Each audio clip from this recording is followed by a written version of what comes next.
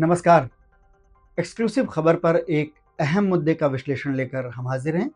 मैं हूं विजय। बिहार का विधानसभा चुनाव पहली बार एक लकीर के आर और पार दो हिस्सों में आ खड़ा हुआ है। ये लकीर खींचने वाले हैं प्रधानमंत्री नरेंद्र मोदी। लेकिन इस लड़ाई का दिलचस्प पहलू ये नहीं है। इस लड़ाई की खास बात यह है कि बिहार चुनाव की पूरी लड़ाई इस बार लकीर के सिर्फ इस पार ही लड़ी जानी है। उस पार के हिस्से की जरूरत नरेंद्र मोदी को कभी नहीं थी।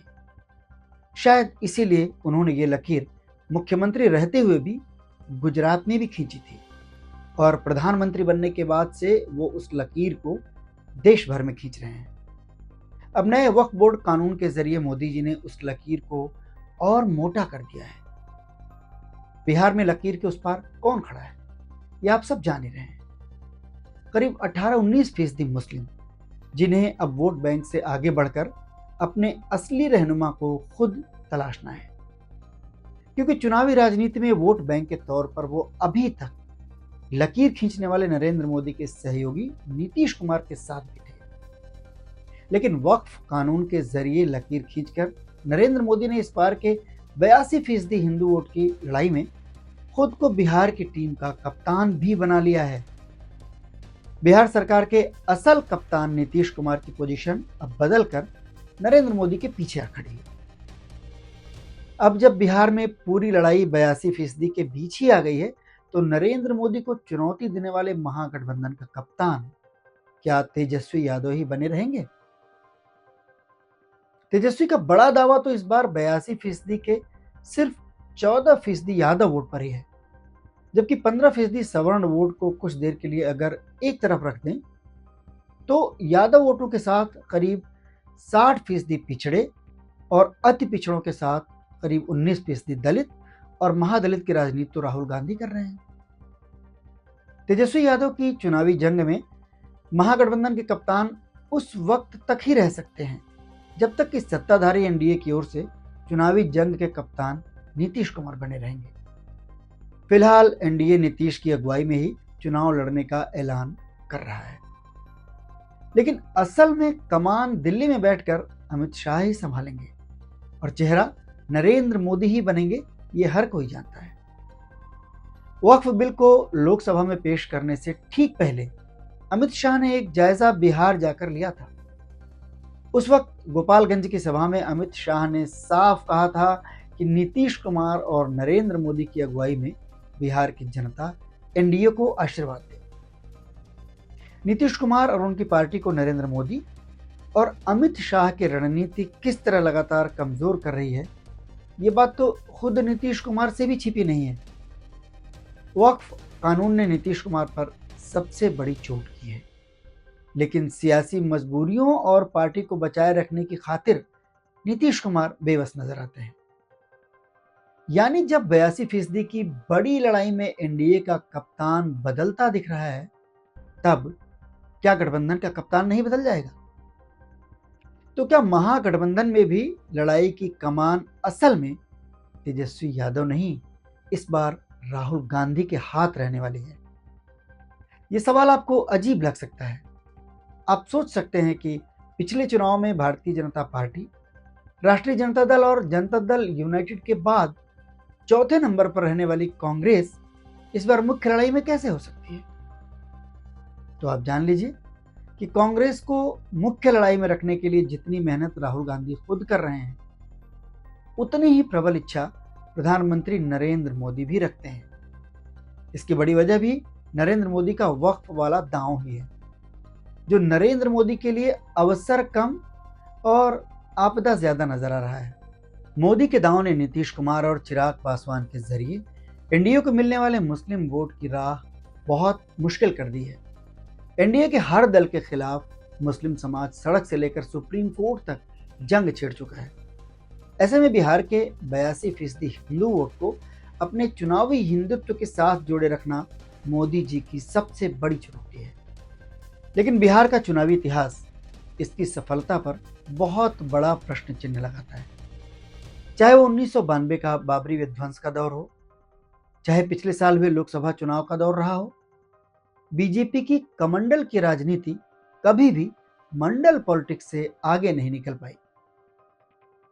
नीतीश को लगातार कमजोर करने के बावजूद नरेंद्र मोदी इसी कमंडल की राजनीति को साधने के चक्कर में ही उन्हें छोड़ने का जोखिम भी नहीं उठा पा रहे हैं। ऐसी सूरत में मंडल की जातियों और दलित आदिवासी समाज के साथ ही सवर्ण जाति के भी युवाओं बेरोजगारों का मुद्दा उठाकर राहुल गांधी खुद ब खुद विपक्ष की अगुवाई करते उभर रहे हैं। राहुल गांधी को मुख्य लड़ाई में रखना नरेंद्र मोदी की सियासत को भी सूट करता है। यानी बिहार की चुनावी लड़ाई एनडीए की ओर से कमंडल की राजनीति थामे नरेंद्र मोदी और महागठबंधन की ओर से दलित पिछड़ी जातियों को सत्ता में भागीदारी और संविधान की राजनीति कर रहे राहुल गांधी के बीच ही होना तय दिख रहा है। दिल्ली में बीजेपी का मुख्यमंत्री बिठाने के बाद अब नरेंद्र मोदी और उनके चाणक्य अमित शाह का लक्ष्य बिहार में बीजेपी का मुख्यमंत्री बनाना है। इसके लिए चुनावी हिंदुत्व का कोई और बड़ा प्रयोग भी मोदी और शाह बिहार में कर सकते हैं। दूसरी ओर तेजस्वी यादव के पास MY समीकरण से आगे ज्यादा कुछ नहीं। इसके उलट राहुल गांधी लगातार अपना राजनीतिक दायरा बड़ा करते जा रहे हैं। कांग्रेस ने बिहार में पार्टी का प्रभारी, प्रदेश अध्यक्ष और जिला स्तर तक संगठन में आमूल चूल बदलाव कर अपनी रणनीति साफ कर दी है।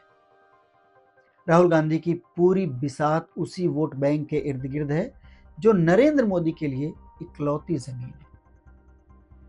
राहुल गांधी अकेले भी और तेजस्वी यादव के साथ मिलकर भी जिस 18% वोट पर लीड रखते हैं, वो फासला नरेंद्र मोदी को इसी 82% से निकालना है। बिहार में इसी 82% की मंडल राजनीति ने 1990 में कांग्रेस को हाशिए पर पहुंचाया और चुनावी हिंदुत्व की यानी बीजेपी की कमंडल पॉलिटिक्स को कभी हावी नहीं होने दिया। बिहार की इतनी मजबूत मंडल राजनीति में नरेंद्र मोदी ने नीतीश कुमार के कंधों पर सवार होकर बीजेपी को मजबूत तो कर लिया, लेकिन अकेले अपने बूते खड़े होने की मजबूती, वो ताकत बिहार में बीजेपी के पास अब तक नहीं आई है। जबकि राहुल गांधी ने मंडल की राजनीति से जुड़े मुद्दों के सहारे ही बिहार में कांग्रेस की जमीन मजबूत करनी शुरू कर दी है। इस साल अब तक बिहार के 3 दौरे राहुल गांधी कर चुके हैं और तीनों ही बार वो संविधान की रक्षा से जुड़े कार्यक्रमों में शामिल हुए। अमित शाह का बाबा साहेब अंबेडकर को लेकर राज्यसभा में दिया पुराना बयान भी बिहार की राजनीति में पुराना नहीं पड़ा है। देश के दलित समाज और बहुजन समाज पार्टी के लोगों को राहुल गांधी उत्तर प्रदेश में अपने संसदीय क्षेत्र रायबरेली से संदेश दे चुके हैं। राहुल ने रायबरेली में क्या कहा था? उन्होंने कहा था कि बीएसपी सुप्रीमो मायावती अब चुनाव ठीक ढंग से नहीं लड़ती है, पूरे मन से नहीं लड़ती है। तो इसका असल इशारा उस वोट बैंक को यह संदेश देना था कि अब कांग्रेस उनकी लड़ाई लड़ रही है। कुछ समय पहले राहुल गांधी बाबा साहब अंबेडकर की जन्मस्थली मध्य प्रदेश के महू भी गए थे, जहां उनके कार्यक्रम को मिले अपार समर्थन ने मोदी सत्ता को और चौकन्ना कर दिया।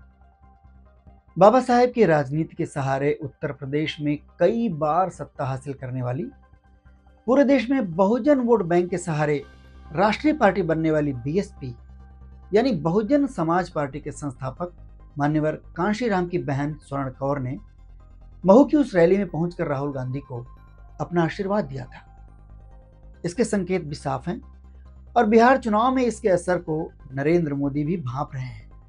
तेजस्वी यादव भी मंडल की राजनीति में बढ़ते राहुल गांधी के कदमों की आहट सुन रहे हैं, लेकिन उन्हें भरोसा है कि आखिरकार तो राहुल गांधी उन्हीं के हम कदम हैं।